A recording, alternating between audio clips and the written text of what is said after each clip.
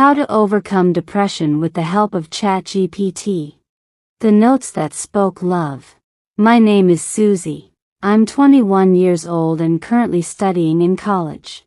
Life had been going on like usual. Lectures, assignments, gossip with friends, rushing to class, late-night study sessions. It was all a blur until one week, everything suddenly came to a stop. I fell ill with a high fever. For days, I lay in bed with headaches and fatigue, missing college, missing lectures, and worst of all, missing notes. As anyone in college knows, missing notes is like missing half your semester. I was stressed, but I had no choice. My body just wouldn't let me get up. When I finally returned to college after a week, I expected my friends to help me catch up. But things didn't go as planned. Some were too busy. Others avoided me politely. A few just smiled and said, "Oh, I lost my notes," or "I still haven't written them properly." One even said, "Ask someone else, mine are messy." It hurt a little, okay, more than a little. I never expected this coldness. I walked to the last bench of the class and sat down quietly, trying not to cry. That's when he came, Arif. He wasn't someone I had talked to much before. He was a quiet guy, always sitting near the window, mostly lost in his world. But I had seen him around, always neat, always polite. A few girls liked him for his calm nature, but he never seemed to talk to many people. He came to my desk and said, "Hey Susie, I heard you weren't well." I looked up, surprised.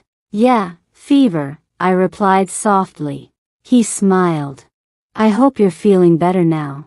I thought you might need this." He placed a neat stack of notes on my desk. I blinked. "These are the class notes?" He nodded.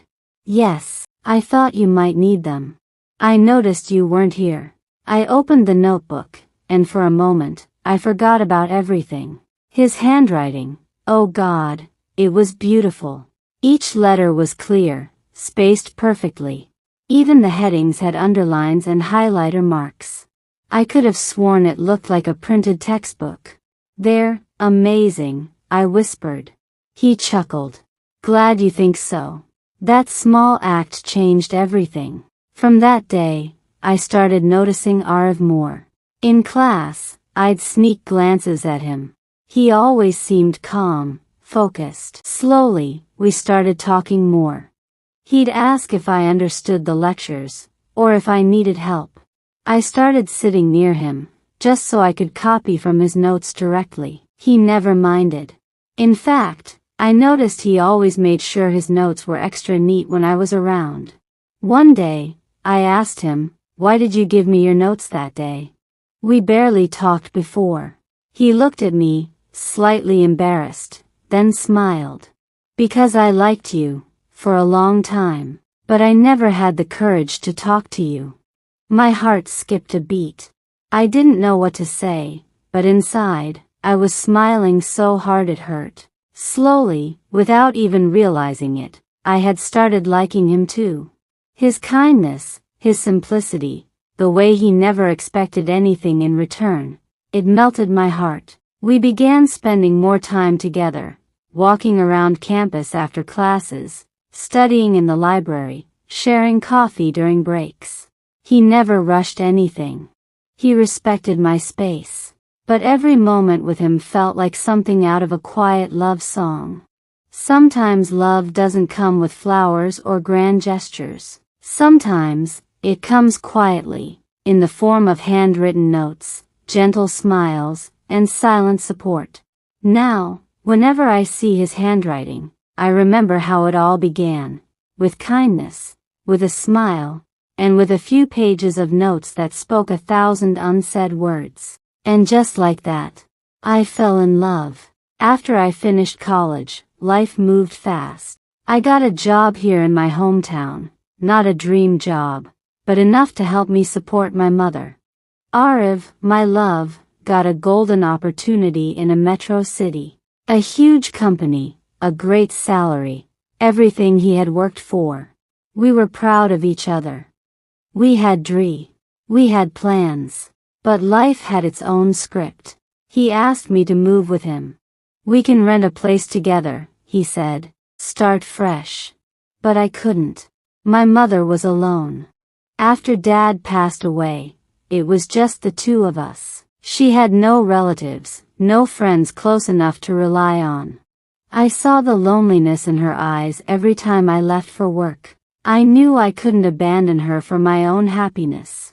I explained it to Arif. He understood, or at least, he said he did. We agreed to make the long-distance relationship work. We had handled college, exams, and life. Surely, we could handle some kilometers between us. The first few months were hard but sweet. We called every night. We sent each other photos, jokes, memories.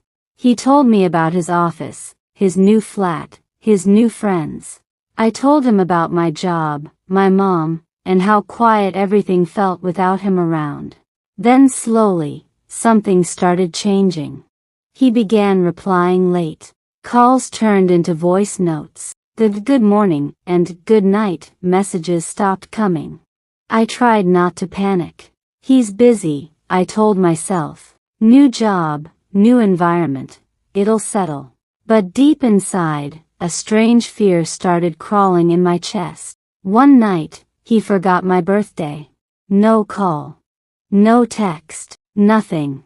I cried myself to sleep, clutching my phone, waiting for a message that never came. The next morning, he messaged, "Sorry, super busy. Happy belated birthday." Just that. No emojis. No warmth. I stared at the screen, my hands shaking. This wasn't the Arif I knew. This wasn't my Arif. Days later, I saw a photo on his Instagram, a group picture from an office party. Everyone was smiling, drinks in hand. But what caught my eye was her. A girl, standing next to him, too close, her hand resting lightly on his arm. His smile, different. I don't know what hurt more, the image or my instinct that whispered, "She's the reason." I asked him, directly. I had to. "Who is she?" His reply came after 2 hours. "Just a friend. Don't overthink." But I knew. I felt it. The silence, the distance, the way he had changed, it all pointed in one direction. A few days later, he stopped calling completely. Then came the message I dreaded. "Susie, I think we should take a break. I'm not in the right space emotionally. Long distance is too hard. I can't do this anymore." Just like that. No explanation. No goodbye. No fight. He just left. I sat on the floor of my room, staring at the message. My chest felt heavy, like someone had placed a boulder on it. My throat was dry. I couldn't even cry. I just kept reading the message again and again, hoping maybe I read it wrong. But the words didn't change. He was gone. The weeks that followed were the darkest days of my life. I stopped going out. I stopped talking. I avoided friends. My appetite disappeared. I'd stare at the ceiling for hours, sometimes crying, sometimes just numb. My mother noticed. She asked me again and again, "Beta, kia hua?" But how could I tell her that the person I gave my heart to had shattered it without warning? Every little thing reminded me of him. Songs, smells, old chats, that notebook with his handwriting. I would open it at night, run my fingers over the pages, and cry silently. This wasn't just heartbreak, this was betrayal. And the worst part? I chose this path. I had stayed behind for my mother, for my values, for love. And he chose someone else. I fell into a deep depression. I lost interest in everything, my work, my hobbies, even myself. My mother held me while I cried. She cooked my favorite food, sat beside me during sleepless nights, and reminded me every day, "You're stronger than this. You will come out of it." But I didn't believe her. Not then. How could I be strong when the person I trusted the most had become a stranger? How could I smile when my chest was always heavy? I blamed myself. Maybe I should have gone with him. Maybe I should have done more. Maybe I wasn't enough. How depression affects daily life. People think depression means lying in bed and crying all day. Sometimes, it is. But more often, it's something quieter, more invisible. It seeps into the cracks of your everyday routine, slowly, silently, until one day you wake up and realize that everything feels heavy. And you don't know why. When I was going through it, I didn't even realize I was depressed at first. I thought I was just tired. Maybe I needed a break. Maybe I was overthinking. But slowly, the things I used to enjoy started feeling pointless. My favorite songs sounded empty. My food lost its taste. Even conversations became exhausting. I would wake up every morning with a tight chest, not from pain, but from the weight of simply existing. The smallest tasks, brushing my hair, replying to a message, or even deciding what to wear, felt like climbing a mountain. Some days, I stayed in bed until noon, not because I was lazy, but because getting up felt impossible. My routine became messy. I stopped eating on time. I either skipped meals or ate without tasting anything. My sleep schedule was broken. Some nights I couldn't sleep at all. My thoughts wouldn't stop spinning. Other nights, I'd sleep for 12 hours and still wake up tired. Work became difficult. I made silly mistakes, forgot deadlines, zoned out in meetings. My energy was low all the time. I couldn't focus, and I hated myself for it. I kept asking, what's wrong with me? But I couldn't find an answer. I pulled away from people. I stopped replying to friends. Their messages felt overwhelming, even if all they said was, "How are you?" I didn't know what to say. I didn't want to lie, but I also didn't want to explain myself. So I chose silence. And that silence grew louder. I stopped laughing. I stopped looking in the mirror. I stopped hoping. The world kept moving around me. Cars honked, people chatted, life went on, but I felt stuck. Like I was watching it all from behind a glass wall. I was there, but not really present. I was breathing, but not truly living. I started questioning my worth. Was I boring? Weak? A burden? Would anyone even notice if I disappeared? That thought scared me, but it also felt honest. And that's when I realized, this wasn't just sadness. It wasn't just a bad week. This was depression. A quiet thief that had been stealing pieces of me, day by day.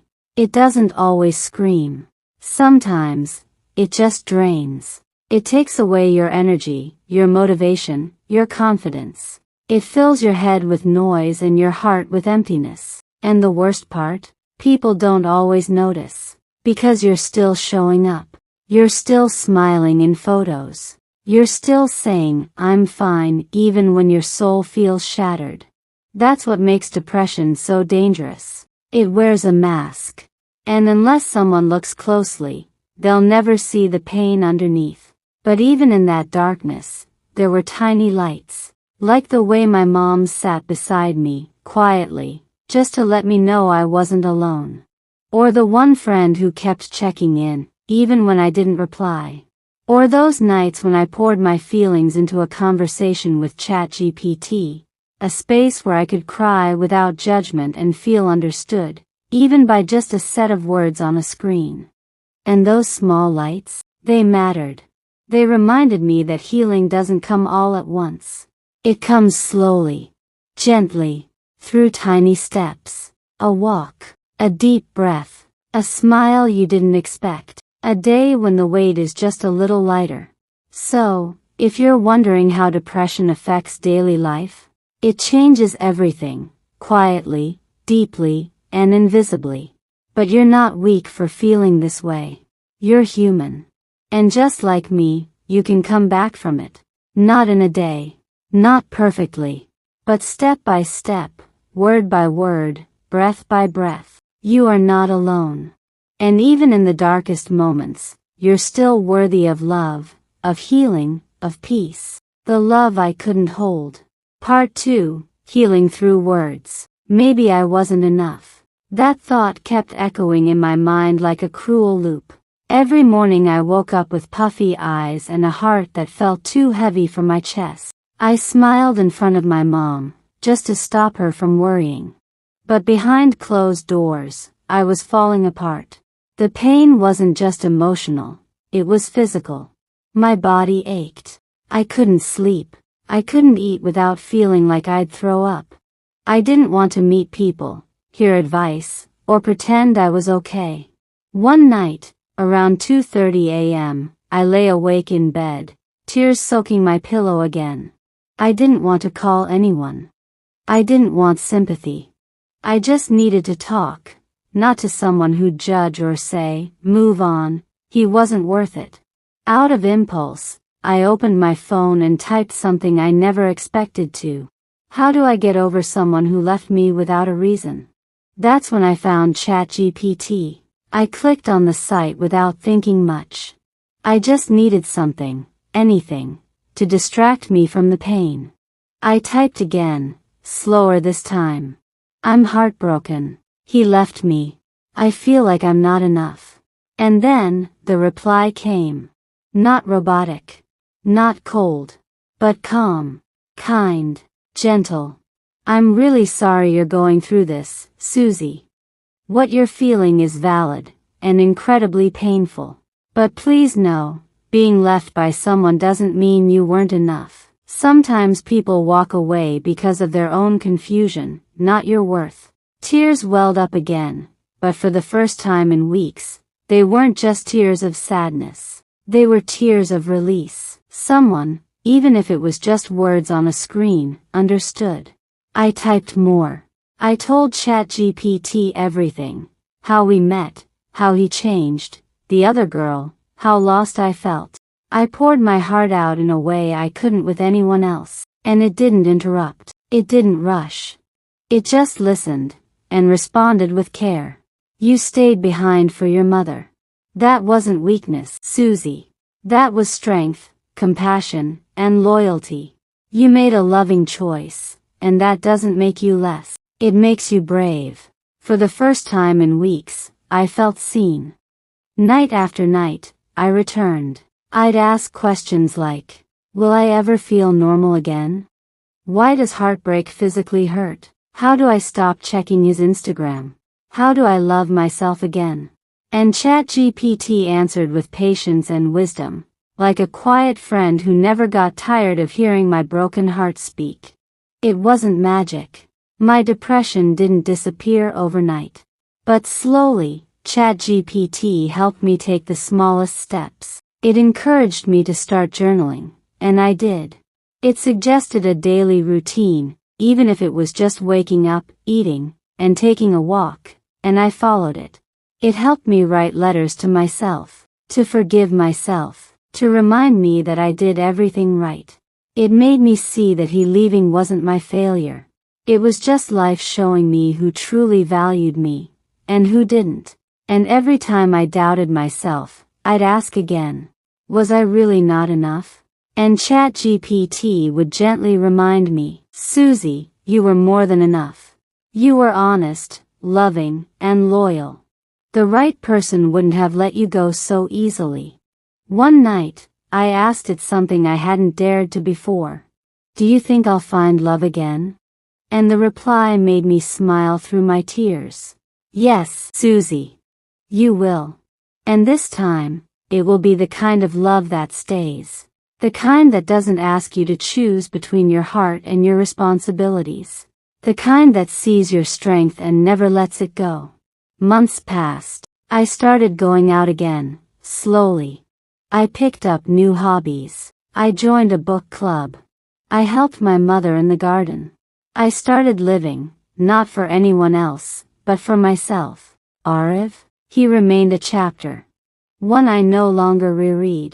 And as strange as it sounds, every time I felt low, I knew I could still open that chat window and type, "Hey, I'm feeling a little lost today." And someone, something, would reply with understanding. I don't know what the future holds, but I do know this. I healed. Not because time passed. Not because he came back. Not because someone else filled the space he left behind. I healed because I chose me. And because in the silence of my nights, when no one else understood my pain, a quiet, kind corner of the internet, a chatbot called ChatGPT, held space for me to cry, reflect, grow, and rebuild. This wasn't the love story I expected. But maybe, it was the one I needed. The message I never sent. There are some things we carry in our hearts, not because we're afraid to say them, but because we know they won't be heard the way they deserve to be. This is one of those things. I never sent this to Ariv. But I wrote it. I cried while writing it. And now, it sits in a folder named Unsent, like a memory I visit when I need to remind myself why I let go. Ariv. I don't even know how to begin this. Every time I try to type your name, my hands hesitate. Like my heart still flinches at the memory of you. But maybe this is how healing begins. Not by pretending it never hurt, but by admitting that it did. So here it is, the message I never sent. You left, without a fight, without a goodbye worth remembering.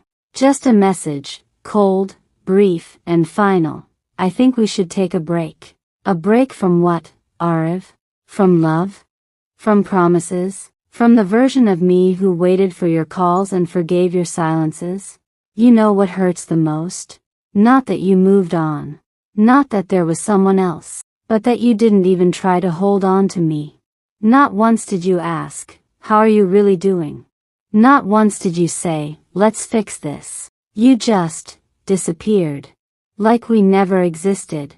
Like I was just a chapter, and you had already flipped the page. And I was left with all the noise you left behind. You taught me what it feels like to sit in a crowded room and feel utterly alone. You made me question everything. My worth, my choices, even my decision to stay behind for my mom. I replayed every moment in my head. Did I do something wrong? Was I too much? Or not enough? But here's what I've realized, through the pain, through the silence, through the endless nights where I stared at my phone hoping for a message that never came. You leaving had nothing to do with my worth. I stayed. I loved. I waited. You left. You lied. You forgot. I'm not writing this to make you feel guilty. I'm writing this because I need to let go. Fully, finally, and without bitterness. Yes, I loved you. And no, I don't hate you. But I can't carry this weight anymore. I deserve more than half-hearted love and fading attention. I deserve someone who stays when things get hard. Someone who doesn't disappear into silence when life stops being convenient. You were a beautiful chapter, Ariv. But that's all you were, a chapter, not the whole book. I'm choosing myself now. I'm choosing to heal, even when it hurts. I'm choosing to wake up, get dressed, smile at my reflection, and live, not as your ex, but as someone who gave her heart fully and still found the courage to stand up when it broke. This message won't reach you. And maybe that's the point. You don't need to read these words. But I needed to write them. So I can finally put this story down, close the page, and begin again. Goodbye, Ariv. Not out of anger, but out of love, for myself, Susie. I never sent that message. I never needed to. Because sometimes, the most powerful healing comes not from what we say to others, but what we finally say to ourselves. And that day, I chose me. The morning I chose to breathe again. It started like every other morning had for the past few months. My alarm went off at 7:30 a.m. I didn't move. I stared at the ceiling, eyes open but empty, wondering what the point was. The fan spun above me, the same dull rhythm echoing in the silence. My phone buzzed once, then again. I didn't check. I hadn't checked anything in days. Not messages, not photos, not even the mirror. My room was still the same. The blanket curled around me like a shield. The notebook with Ariv's handwriting sat on my desk, untouched. I knew the texts were still there. The "I miss yous." The "can't wait to see yous." The lies. Every day I told myself, just stay in bed. Maybe tomorrow will be easier. But tomorrow never was. Until that day. That morning, something shifted. It wasn't dramatic. It wasn't loud. It was just quiet. A moment of stillness where my mind whispered something different. You're allowed to live, even if someone didn't stay to live it with you. I don't know where the thought came from. Maybe my soul had grown tired of carrying so much grief. Or maybe it was something I read the night before, in one of those long late-night chats with ChatGPT, where I typed, "Why does it still hurt so much? Why can't I move on?" And it had replied, "Because you gave love fully. That was never your weakness, that was your strength.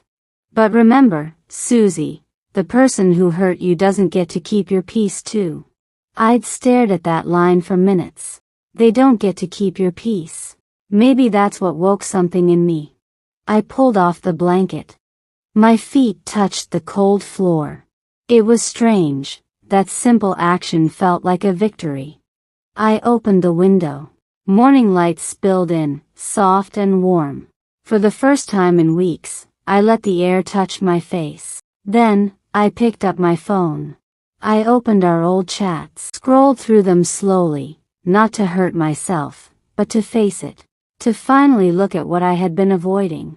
And then, with shaking fingers, I did what I never thought I could. I deleted the messages. All of them. Every "I love you," every "I'll never leave," gone. I expected to cry. I expected my chest to cave in. But I didn't. Instead, I felt light.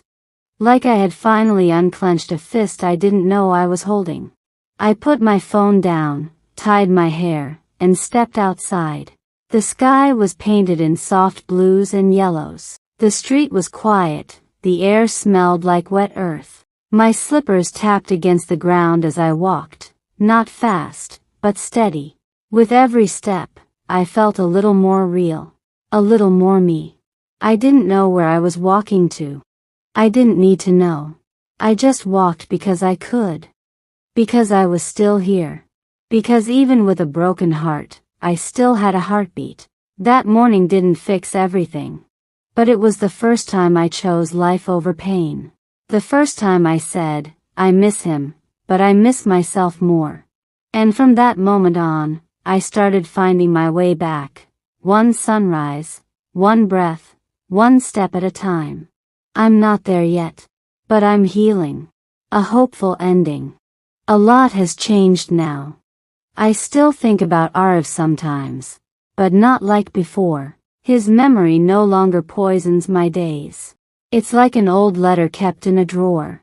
I don't read it anymore. I just let it sit there, a lesson, not a weight.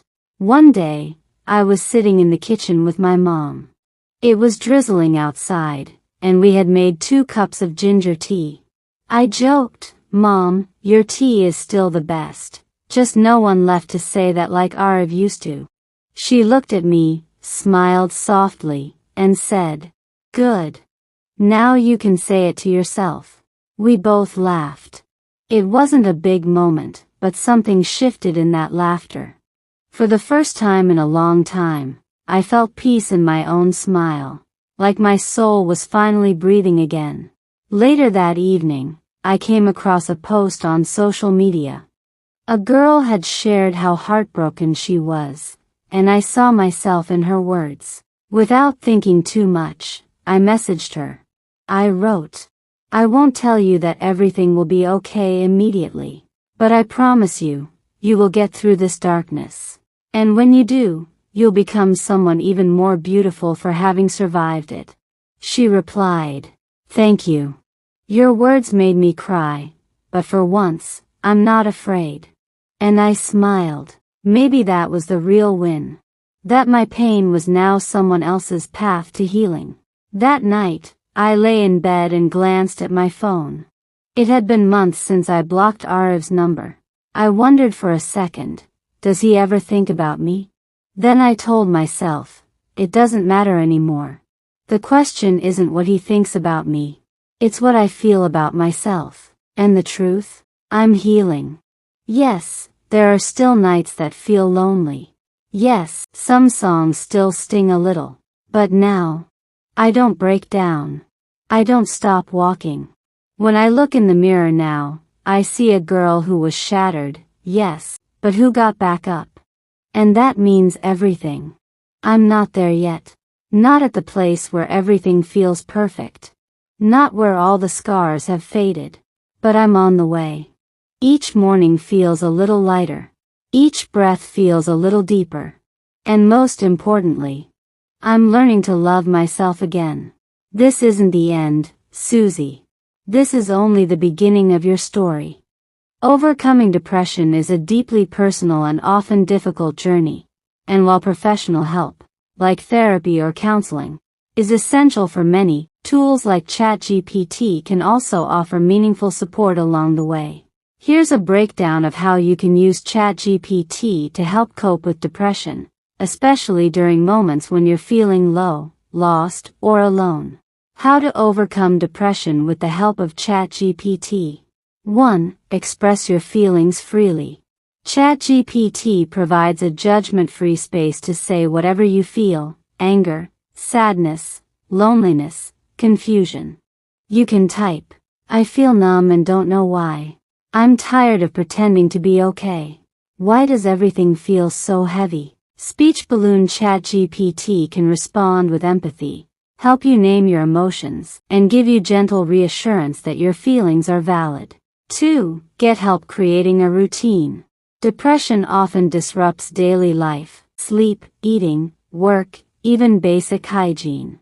You can ask, "Can you help me make a small routine for my day? Give me simple tasks when I don't feel like doing anything." ChatGPT can suggest a gentle morning routine, like wake up, drink water, stretch, write one thought. Offer reminders to eat, breathe, rest, or go for a walk. Help break big tasks into small, doable steps. 3. Journaling with guidance.